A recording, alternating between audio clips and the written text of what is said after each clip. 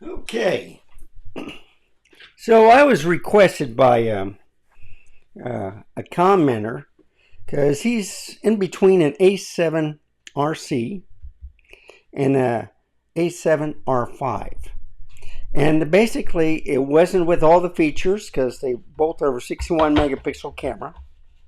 They're both, this one has an EVF, the bigger one. This has one, but it's kind of like a rangefinder style on the edge of the camera. I took off the hot shoe cover for a reason, and I'll show you why. But he knew about the tilty screen.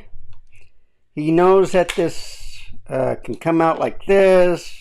You can flip it around. It's a tilty. You can flip it up. You know, I got a little mirror that could attach here, reflect if you want to vlog with it. But usually I don't use it with this camera. I use the longer super telephoto lenses with the A7R5. But on this one, A7CR, I can use the smaller one. All right, the zooms, the primes, whatever, and I can vlog with this. I can do it in Super 35 mode and still have a lot of megapixels.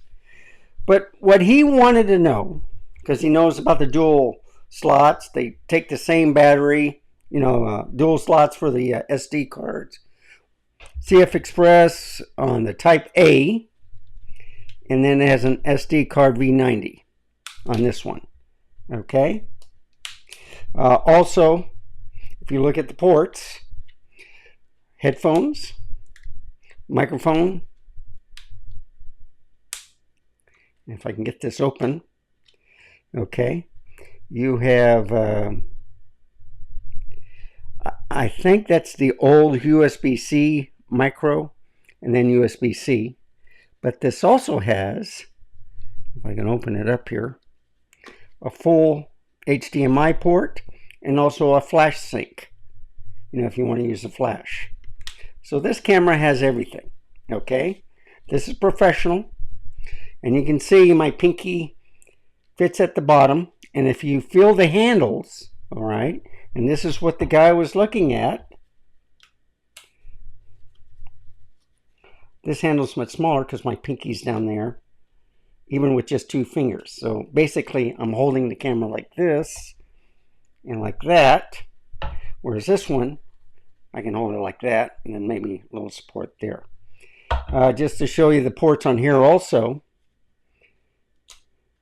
Microphone, USB-C, one SD card slot, V90, and USB micro.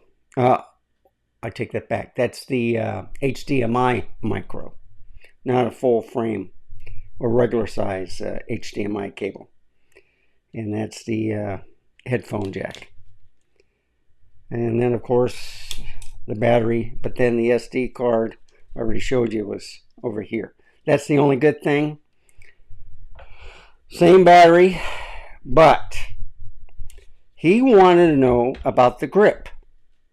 So holding this is shorter stock, and then your finger, there's a little grip, you can hold it, but it's hard to hold it. And on the other hand, here, you can grip it here, but then you make sure that, you know, you're not going to hit any of the buttons, joystick, whatever. This is a lot better, and all my fingers fit. So how do you take care of that? Well, I bought me a Heihoji thumb grip for the A7C2 or A7CR. So you see, this way, I'm not hitting any buttons. You have to watch out for the C2 though, and maybe the ISO, but still, it's a lot better than holding it like this. I have better control with that, and I barely have my pinky on, okay, when I use it. So it does raise the hand a little bit higher. I can go like that, a little bit smaller, but I bought me the small rig grip. Now, this does come with a grip, But then you have to open up the bottom part and then this in order to get the battery out. I like this better because it's completely flat. You can put it on any tripod and it should fit without even putting an add-on on it. Locked it in place, and then I just put this back in right here. Now I have a better grip. So I'm holding this, and you see my finger doesn't need to go down underneath. I now have complete control, even with the thumb grip off. All right, it's still hard to control. Hold it lower, and look at this. That's not the way to handle the camera, okay? So that's why I got me the thumb grip. And now I can hold the camera without any problems. The grip, and it's not pinching, and it's wider this way. This one is deeper still, and you can tell just by doing it like this. Okay, I'm trying to get the back part straight, but you can see the extra depth that this handle has. The only other thing is also, if you look at it, if you look at the size, you know, with the handle, this might be a little bit taller than the A7RV. I'm not talking about the EBF. I'm talking about, you know, where the grip is. That's the only difference. So on here, you can see my pinky's right at the bottom. And on here, even if it's a smaller grip, I still got room with the pinky. But that's because of this thumb grip, okay? So if I hold it like normal, that's what you see. And then if I hold it like this, I got a little bit less space. And I can show you by measurements. So this is about 3 inches there. With the grip is about 3 inches also. All right, but it's a little bit deeper right there. But yeah, 3 inches. Or if you want to do the milliliters, let's do it this way. Almost 7 millimeters. Yeah, this is 7.5. That's a better way of showing you. So I don't know. This is about $3,800, but they got some sales, and this is like $3,000, $2,900, or $3,000 closely. But then these are on sale. I like the smaller grip better than the one that comes with the camera because it rocks, all right, and it doesn't go all the way. It goes like a cutout. And then you have to open that part up in order to get this out. In order to get this out, small rig on the A7C2 and this, you have to open that up. But then there's no problem getting the camera out. Okay? That's all you have to remember. So I got both. I use different purposes for them. And for an example, I try to match them as close as possible. I got the Viltrox 20mm and the Tamron 20mm. Okay, they both got lens hoods. Viltrox is a lot smaller than the Tamron. They're both 2.8 and they're full frame. Okay, so I like putting the Viltrox on the A7CR.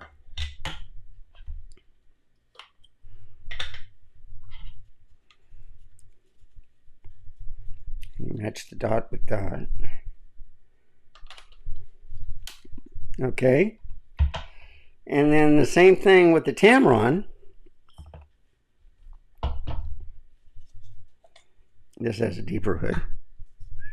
I'm not going to talk about the lens. I'm just going to talk about the size.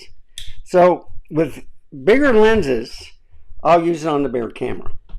With the smaller lenses, or primes, or zooms, whatever, I'll use it with the A7CR. I tend to use this and the Leica Q3 for traveling. This is mirrorless, so it's interchangeable lenses, whereas the Leica Q3 is fixed 28 millimeter, but you can crop it to 35, 50, 70, 90, but then you get less megapixels as you go forward, you know, when you zoom in. But this is a great camera. It's much cheaper than the Q3. I do have dummy batteries for both cameras. Do have external power banks, and I use them for car vlogging also. I have smaller pancake lenses to go with here too. But just to show you, if I'm holding this, I have no problem holding this camera. Okay. Now with the thumb grip and with the external base plate, and it has a little hump also, but no problem. Okay, here, no external battery pack, whatever, but this feels good, but it's much heavier. All right, and that's why I usually have this on a tripod and with longer telephoto lenses, okay, and primes. But that's my take on it. Different cases for people to decide what type of camera they want. If you want all the features and stuff, bigger, heavier camera, more expensive, there you go, A7R5. It'll do 8K video. There's no time record limits on both cameras, and you have to watch out for overheating, but in the winter time you should have no problem. On weather sealing, I don't think the lenses are weather sealed. The cameras are, I think, humidity proof. This might be better, but just don't go near a pool, okay? This one will overheat in certain conditions, but this lasted longer than the two A7C2s. Well, I didn't have one. That went to Peter Gregg and then to Mr. Camera Junkie.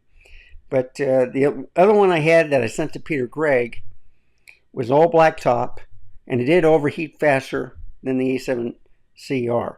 And I wasn't recording internally. I was just using it as a camera for live streaming out through the HDMI port. So I think I got a winner with this camera. It hasn't overheated once, and neither is this. It's my take on it. Thank you for watching. Leave any comments down below if you have any suggestions.